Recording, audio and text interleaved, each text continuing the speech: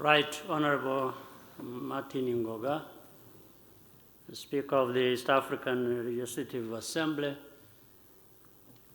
Honorable Augustine Iyamuremye, President of the Senate of Rwanda, Honorable Ministers and senior government officials, Honorable members of the Assembly, Dr. Peter Mathuki, Secretary General of the East African Community, members of the Diplomatic Corps, distinguished ladies and gentlemen. Let me start by asking the Honorable Member and Minister from Burundi, Nibigira, to pass back my warm greetings to President Ndayishimiye,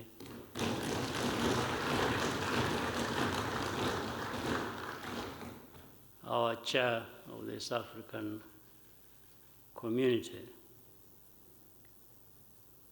I want to welcome the rest of us to Rwanda.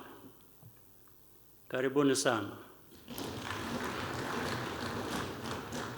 We want you to feel at home, and thank you for inviting me to join you for this sitting of the East African Community of the East African Legislative Assembly. As you conclude the term of the Fourth Assembly, allow me to congratulate you for the commendable work that has been done over the last 5 years in the service of our community and our people. Since its reestablishment more than 20 years ago, the East African community has made significant progress towards the creation of a single market. The East African Legislative Assembly is an integral part of this success. By harmonizing laws and policies and providing oversight of regional bodies, the Assembly helps ensure the interests of all citizens are being served. But challenges remain. First, the East African community is currently underfunded, delaying the implementation of projects and programs. As partners, we must work together to adopt a sustainable financing mechanism and take full ownership of our development with less reliance on external support, which we are appreciative of. Connected to that, we must ensure that resources are spent soundly and make financial accountability a top priority. Second, we are far behind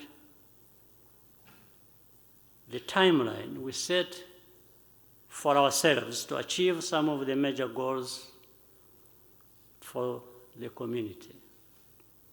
For example, the establishment of the East African Monetary Institute is years behind schedule. Yet, this institution is necessary for achieving a monetary union. Lastly, despite good progress in removing non-tariff barriers, many still remain. This hinders the free movement of goods and services, which is the foundation of our region's shared prosperity of the future. Here, political will is the solution.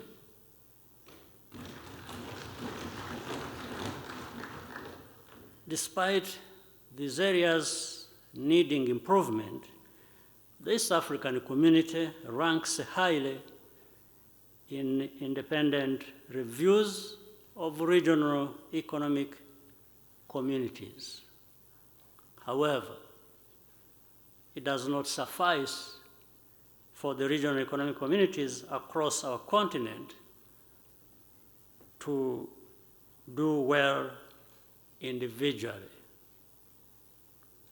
They must collaborate, share knowledge, and learn from one another to fulfill the wider objectives of a more united and prosperous Africa.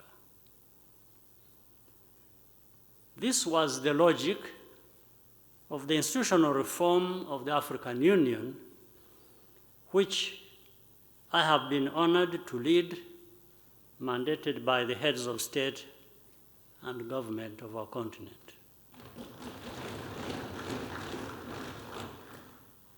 A key pillar of the reform was a better division of labor between the African Union and the regional economic communities.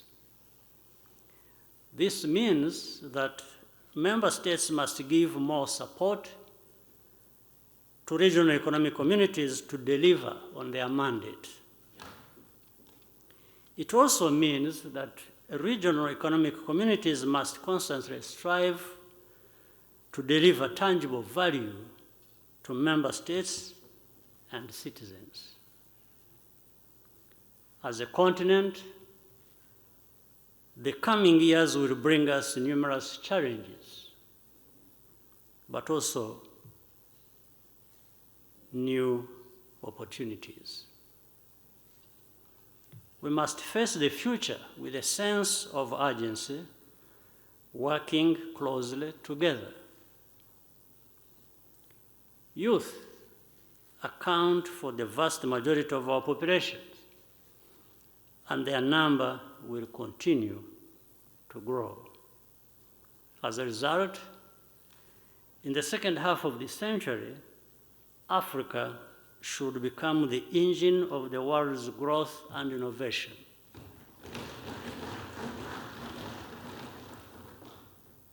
But we have to make the necessary investments right now. Investments in people, in infrastructure, and of course, in regional integration. Creating a bright future for today's young people means putting good governance and security at the center of everything we do. Rwanda remains committed to peace and stability efforts within agreed frameworks at both the regional and continental levels. Once again, asanteni sana. I hope you'll enjoy your stay in our country and come back often. I wish you